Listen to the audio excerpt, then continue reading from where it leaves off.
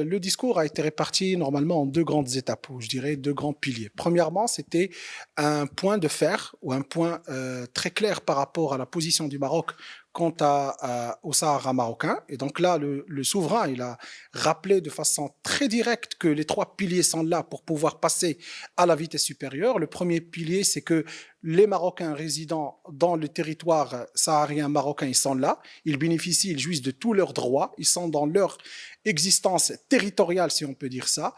Deuxièmement, nous avons la reconnaissance internationale qui vient de faire, je dirais, qui vient d'avoir l'unanimité de l'ensemble des pouvoirs à l'international et surtout avec la reconnaissance des deux connaisseurs de la situation, la France et l'Espagne, les États-Unis déjà là, la Grande-Bretagne, je pense, elle vient en route et donc automatiquement, nous avons tous les, je dirais, les grands continents et aussi tous les pays des Nations Unies, ils ont reconnu un peu que la solution seule et unique qui doit être adoptée, c'est la solution qui a été proposée par notre souverain en 2007.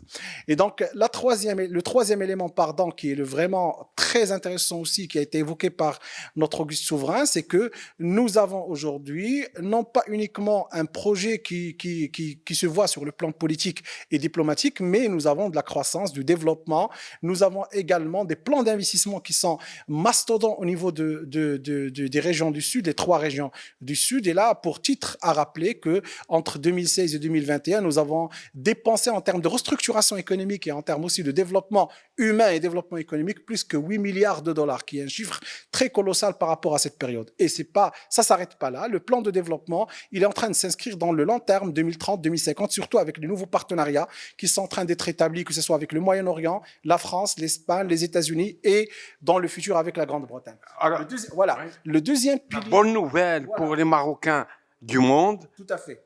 Ça, c'est la deuxième, je dirais, la deuxième grande idée du discours de Sa Majesté le Roi Mohammed VI, c'est par rapport aux Marocains résidant à l'étranger. Et donc, je tiens vraiment à rappeler que le lien est établi entre les deux causes. Lorsque le discours, je dirais, le dernier discours de Sa Majesté, lorsqu'il a parlé de la question de plaidoyer en faveur de la cause nationale, il faisait appel aussi à ce qu'on appelle les Marocains résidant à l'étranger. Et c'est pour cela que la deuxième partie de ce discours de la Marche verte a été consacrée aux Marocains résidant à l'étranger. Nous voulons donner un nouveau souffle à ce qu'on appelle l'organisation et la gouvernance. Les ambassadeurs du Maroc. C'est les ambassadeurs, ce sont les gens qui peuvent plaidoyer à l'international pour la cause marocaine. Et donc, dans ce sens, le roi a donné ses instructions pour qu'il y ait une restructuration en matière de gouvernance des instances qui gèrent ce qu'on appelle les Marocains résidant à l'étranger ou qui gèrent un peu les problématiques et aussi la vie quotidienne des Marocains résidant à l'étranger. Et donc, aujourd'hui, nous sommes avec une nouvelle configuration, une nouvelle gouvernance qui va s'étaler sur deux grands organismes. Nous avons le Conseil des Marocains résidant à l'étranger et nous avons la nouvelle organisation que notre auguste souverain a donné naissance, c'est l'organisation Mohammedia qui va gérer, j'appelle ça, les politiques publiques qui sont adressées ou qui vont bénéficier les Marocains résidant à l'étranger. À titre à rappeler qu'aujourd'hui, c'est une solution qui va permettre un peu de réduire le champ d'investigation des institutions qui gèrent les Marocains résidant à l'étranger. Et deuxièmement, comment ça va se traduire?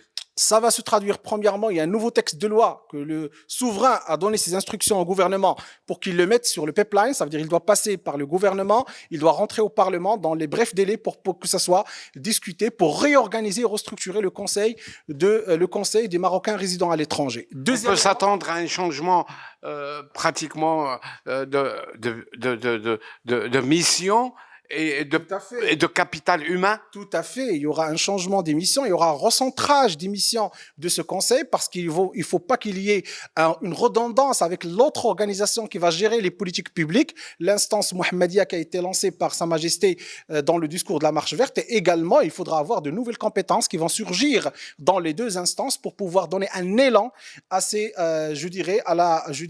la force de frappe des Marocains résidant à l'étranger et les assister dans leur vie quotidienne et également dans l'instauration des politiques publiques adressées à ces citoyens marocains à l'étranger. Il faut rappeler également que le discours de Sa Majesté, il a insisté sur le fait que les Marocains résidant à l'étranger, ils envoient beaucoup de fonds. Nous arrivons à peu près à plus que 10 milliards de dollars. C'est un chiffre énorme annuellement, mais on reste dans une situation de rareté par rapport aux investissements directs à l'étranger qui ne dépassent pas 10%. Et donc, ces instances vont se mettre en place pour pouvoir renforcer cet investissement sur le moyen et long terme.